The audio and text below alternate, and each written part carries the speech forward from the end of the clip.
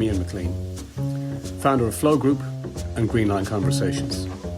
This podcast has grown out of the chaos that's been thrust upon us, and in it, I share the best of 25 years of helping leaders in business organizations deal and cope with change. So, as you're out there, busy making sense of it all, trying to cope, and repurposing your organizations, I'm hoping that some of this will provide some help, some of the time. I'll keep it deliberately short, because I know you're busy.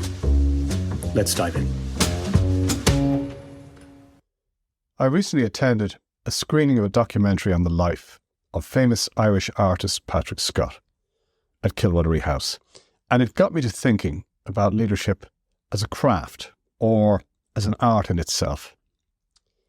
All the leaders I've ever known could be plotted along a continuum that runs from a technical expert on one end, finance, technology, etc., all the way to an artist at the other. Unsurprisingly, at either extreme of the continuum, you get what is pretty feckless leadership. One is too tied up in technical specifics, whilst the other is too detached from current reality. Either way, they both suffer the terminal impact of leaders, that of losing the dressing room. This experience tallies somewhat with the 2017 New York Times experiment, which ran an algorithm to discover what occupation from, believe it or not, 974 listed at the federal US government's Labor Department was most directly opposite to another in terms of skill set. The way it works is you punch in your profession and it calculates the job that is most diametrically opposite. By this method, the extreme other pole of an artist, when you enter the word artist, is physicist. No surprise. With the advance of technology and finance in particular in recent decades, the values associated with the physicist, things like process, precision, metrics, have been promoted in industry, in leadership across the board, at the expense of the more esoteric attributes of the artist, things like holistic, connective, intuitive. You only have to look at CEO vacancies and how often the CEO vacancy is filled by either the CFO or the CTO as opposed to the CPO. So in spite of flavours, fads and short-term biases of the time, who overall and over time makes the best leader? One popular but misleading fallacy on this is that the measure of good leadership is simply results. However, I have come across many very talented leaders that have been undone by what McClean describes as events, my dear boy, events. And equally on the other side, some very mediocre leaders who have just simply been the beneficiaries of circumstantial good fortune. As J.D. Rockefeller once replied when he was asked by an interviewer about his recipe for success, you need three things: go to bed early, get up early, and strike oil.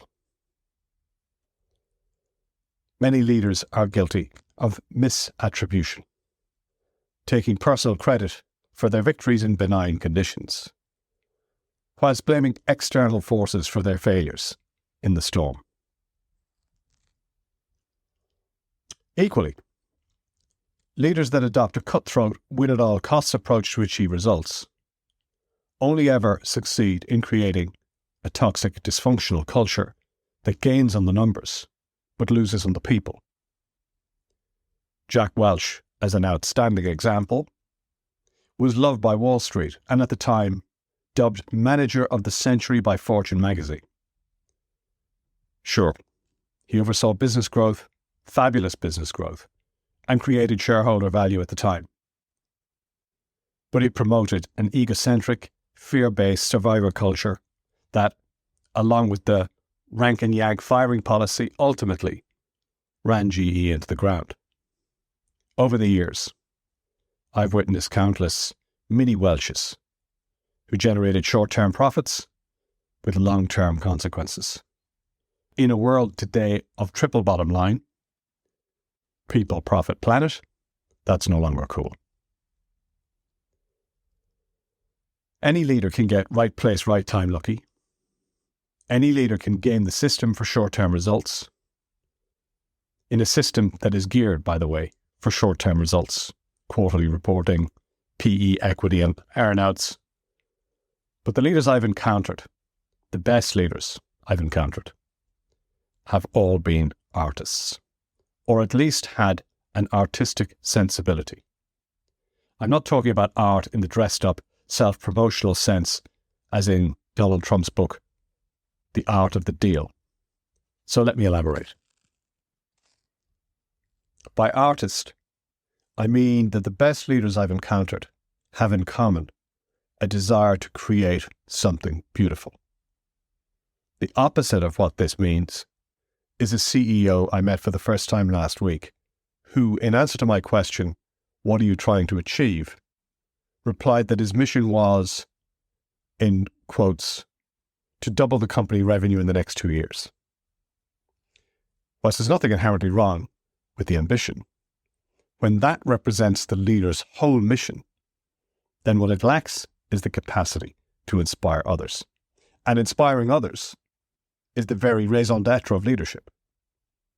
It doesn't inspire mostly because it lacks beauty, not to mention he was dull.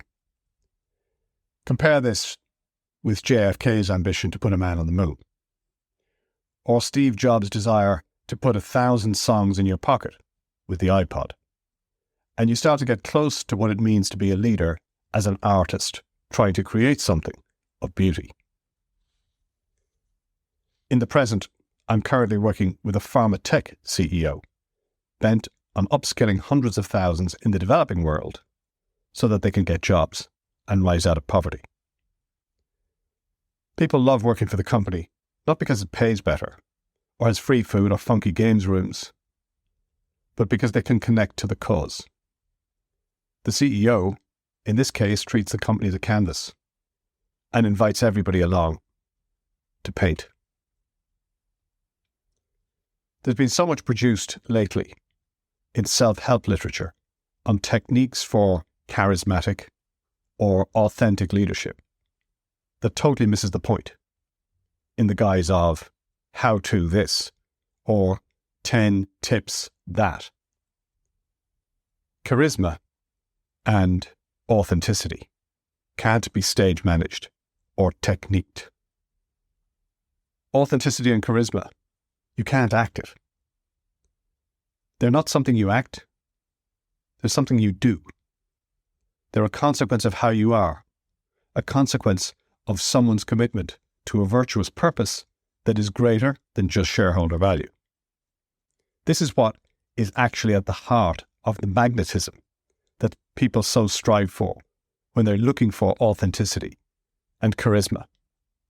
But this magnetism, or this is the magnetism that wins the hearts and generates followership. And I don't mean just the Instagram type of followership. And so, back to the documentary on artist Patrick Scott. One contributor, the poet Seamus Heaney, in this instance, described the artist's craft as a thing of beauty. Scott was able to create beauty through his art and connected to 3 primary characteristics of beauty defined by the medieval philosopher as radiance, integrity, and consonance.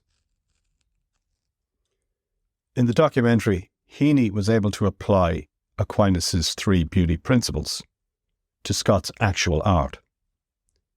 But the characteristics of radiance, integrity, and consonance are just as applicable to life, nature, relationships, and enterprise.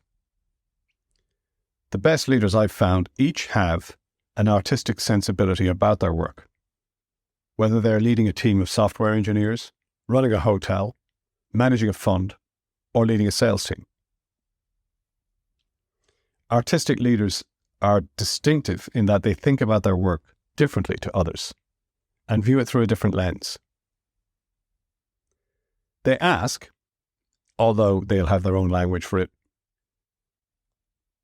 whether their work is fulfilling the Aquinas beauty principles. Take radiance.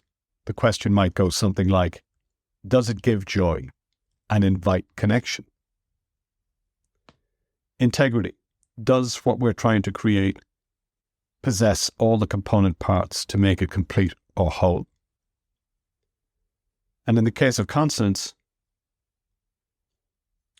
does what we're striving for and do all the parts in it resonate with one another? Jobs and JFK certainly had it in mind. Imagine you, as the leader, asking those three questions about the work that you do with your customer in mind.